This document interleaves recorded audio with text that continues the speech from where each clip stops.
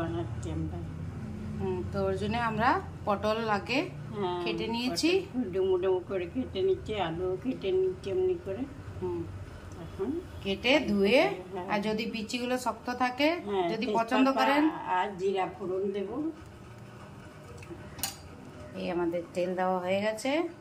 আলু পটলের ঝোল বানানো হবে, একদম সিম্পল, কোনো কিছু নেই।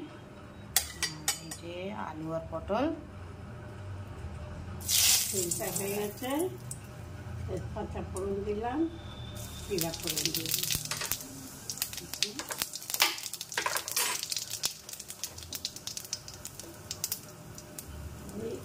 আলু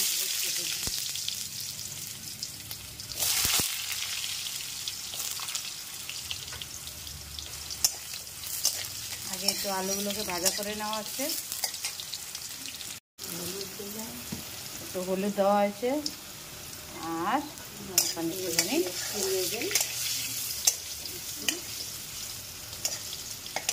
নুন দিলাম।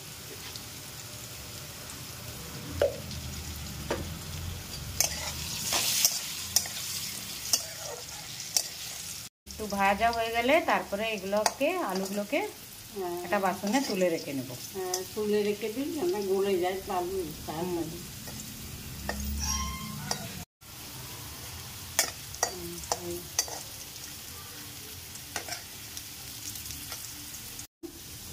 ভাজা হয়ে গেছে, এখন এটাকে একটা বাসনের মধ্যে আমরা উঠিয়ে রেখে দিচ্ছি। আর এরপরে আমরা ডালবো পটল। এখন পটলগুলো দিয়ে পটলগুলো খালি স্লাইস টাইপের হিসাবে ছিলকাগুলো কাটা হয়েছে, এটাকে আমরা তুলে নিই। এটাকে বেরো দিয়ে নাড়াচাড়া করে নুন দিব। কিছুক্ষণ ঢেকে রেখে দেবো। কিছুক্ষণ ঢাকা থাকবে।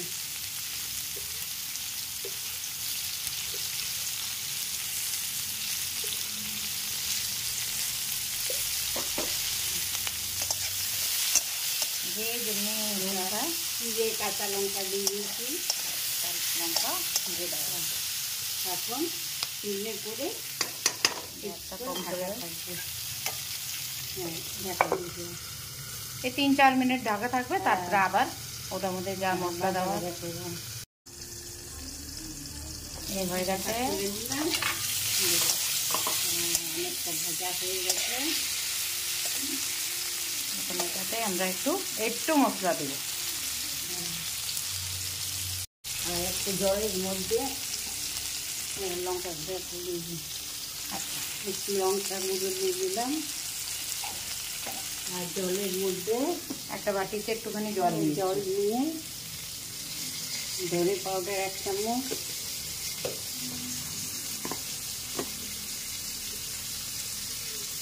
জিরা পাউডার 1 চামচ দিয়ে এটাকে গলে নেব।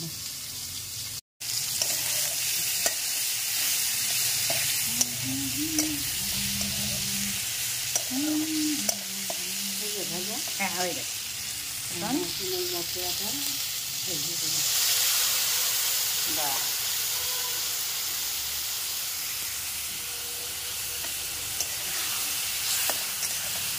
মশলাটা দেওয়ার পরে এটাকে একটুখানি নাড়িয়ে দেবো। আর এটার সাথে ভাজা হয়ে গেল, একটু গরম মশলাও দিয়ে দিলাম, আধা চামচের মতো। আধা চামচ। এটার মধ্যে ঘিও দেয় অনেকজন, ঘি দেয়, কিন্তু আমরা তো ডেলিওয়ালা রান্না করছি, তো ওই জন্যে এটা নর্মাল একদম।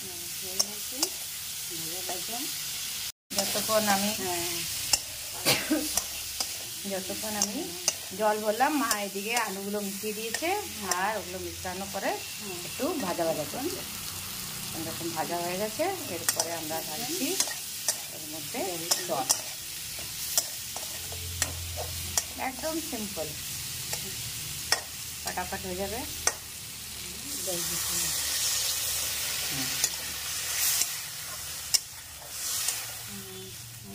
জল খেলে একটু বেশি জল দেবেন, আর ঝোল না কম খেলে একটু কম জল দেবেন। হ্যাঁ, আরেকটু জল ঢালা হয়েছে, আর একটু ঢালা হয়েছে, বাস এরপরে এটা কলপিটা দিয়ে ঢাকা দিয়ে দিলাম আর স্টিমে করে দিলাম। কিছুক্ষণ পরে তৈরি হয়ে যাবে একদম।